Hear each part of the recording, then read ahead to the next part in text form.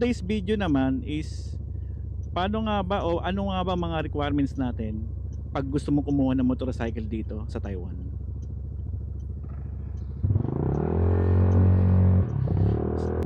Kasi dito sa Taiwan, iba't ibang dealer, iba't iba requirements nila.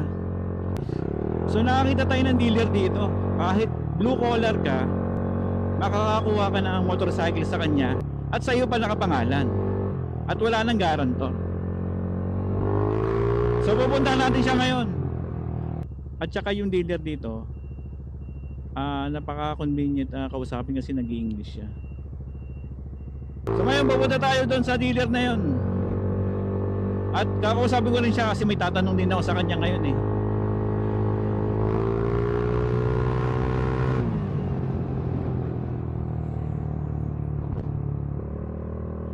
Kung gusto mo kumuha ng motorcycle at malapit ka dito sa Kaohsiung, panoorin mo tong video na to. At yung address ng dealer na yan napaka-accessible. Pwede kang bumaba ng R19 o R20 ng MRT. Pwede mo nalakarin papunta sa kanya. So yung address ilalagay ko sa link description para meron kayong reference. At saka marami na rin kumuha sa kanyang motor ng mga Pinoy dito sa Taiwan. So kung naghahanap ka ng brand new na motorcycle, doon ka pumunta kay Jackie. Pwede ka kumuha ng Yamaha, SYM at Kymco. Yung Honda hindi rin pwede sa kanya eh. Last time kasi may nakita ako naka NMAX doon, nagpapa-change oil. So mamili na lang kayo kung anong gusto nyo. Pero mas ano niya KRB kasi Kymco kasi taga Kymco ano siya eh, dealer siya eh. Pero kung gusto niyo ng ibang brand, DRGPT or Yamaha, pwede sa kanya. At least kung kukuha kayo ng motor dito, sa inyo nakapangalan. Kasi kung blue collar ka dito, kailangan mo ng guarantor, di ba? So hindi ka na, wala ka ng hassle para maghanap ng guarantor para sa iyo pag kumuha ka ng motor. At yung second hand na motorcycle dito, cash mo babayaran. Kung sa ano naman, sa brand new, okay lang, no, kasi installment. At naka full insurance ka na. Ang babayaran mo lang naman dito is yung ano eh, yung registration form eh. Sila na bahala magpangalan sa iyo. Pipick upin mo na lang pag ready na. Minsan 1 to 2 days lang. Tsaka dapat ready ka pag kinausap ka ng bangko. Kasi yun ang maglo-loan eh. Doon ka maglo-loan. Jackie Nali. Jackie. Tortis eh. Oh, okay, okay. Okay. Pinasok niya.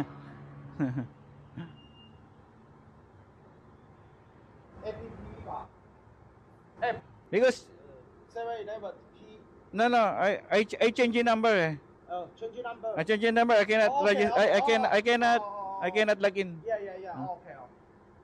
If you change the number, I need to tell the bank that you change the number because the number locked.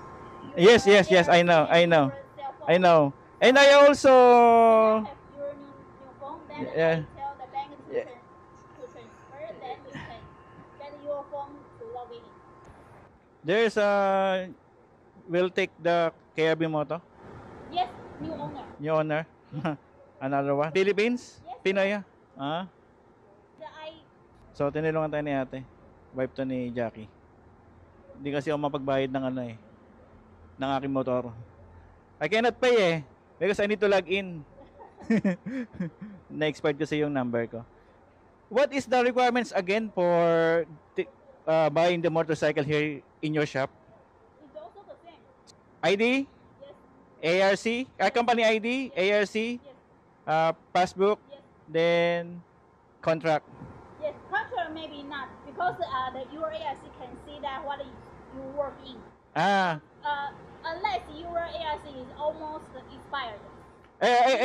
if your ARC expired this year or next month, you need the contract. Yes. Ah, okay. So that you So, can continue in still. So just the contract is not necessarily as Yeah, long yeah. as long your your ARC expiration. Yes, yes. Okay. Okay. I know. Okay, so do you have our official account that I can answer you? Okay. You, Okay. You like Jack? You have Jackie's line or this line? I have the Jack's line. Okay, so Someone I have a YouTube channel. There's someone asking me about how to get the motorcycle. So I will put some information. I will put in the description. So invite them to go here. Yes. Yes, ah. Thank you. Bite nila, no? Oh, may kuha na naman ng KRB Moto. Pares na sa akin. Kanino kaya to? Naghihintay na sa'yo, kuya. Pinoy daw to eh. Nihintay ka na ng motor mo. Oh, dalawa. So there were 2 KRB Moto waiting the owner? Yes, they have all have ordered. Oh, KRB Moto ah. So I have their answer and we will get plan number today. Okay ah. For pick up na to, guys. Hinihintay na kayo ng motor nyo. Ayun na kaya to. Pares lang sa akin, no? Naka-chain.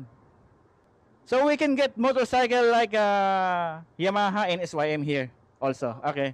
But Our best. recommended is Kimco, right? Yes. Of course, right?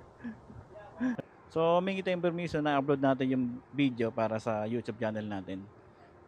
Para information na rin sa mga kababayan natin dito sa Taiwan. So, yung pinakamalayong kumuha dito kay Jackie sa ng motorcycle is from Yunlin. 2 hours pa ang biyahe. Galing dito. So, doon yung isang MRT station, tsaka dito yung isang MRT station. So, kung wala kayong motor pa, pwede ka mag-MRT, lakaran nyo na lang mapunta rito. Ililink ko na lang sa description yung mapa. Alam ko, ang recommended nila, Niro eh. Pero Moto yung kumuha ng mga kababayan natin. Bakit Moto ba, guys? Ba't kinuha nyo Moto? Ba't chain version? Ba't hindi yung belt? Ba't hindi yung Niro? So, kung gusto nyo magpabili ng accessory, dito na rin. Sila rin magkakabit. Ako libre lahat ng labor dito nang nagpakabit ako. Yan, ang daming kay Dipo, di ba?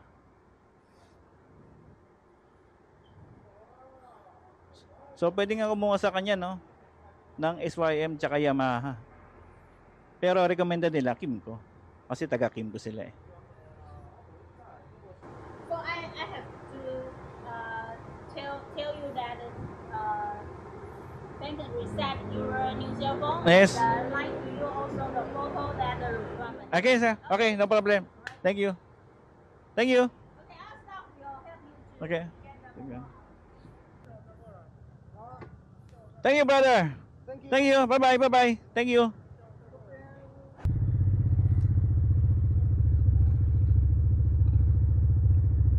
Bait, di ba? Ganun kabait ang yung dealer diyan, pati mag-asawa na yan. So, congratulations sa dalawa nating kababayan na naka-KRB Moto for pick up na. Malamang gagawa na naman to ng meet and greet si Jackie. Na nakaraan nag-meet and greet kami no dito sa Gangsan Sinihan. Inarkilan niya yung isang sinihan eh. Kami lang nanood eh. Eh kaso kaunti lang umaten eh. Parang wala pa yata 30. Kasi nga nag-uulan nun. Tsaka hindi na rin nakakuha ng footage. Eh pangit ang quality na nakuha kong footage eh. Garalgal yung boses. Kasi nga nabasa yung aking adapter ng umulan. So pinatuyo ko lang, okay na ulit. So para di na magtagal, isasend nyo lang sa akin sa line yung aking yung sa apps. Kasi di ako mapagbayad eh. Na-expired ng aking number. Kaya pumunta rin ako dito. Naipagtulungan ako sa kanila. So kung interesado kayo magkaroon ng motor dito sa Taiwan at brand new, doon kayo pumunta. Recommended yung dealer dyan. Okay? So dito ko na tatapusin ang aking video. Adios!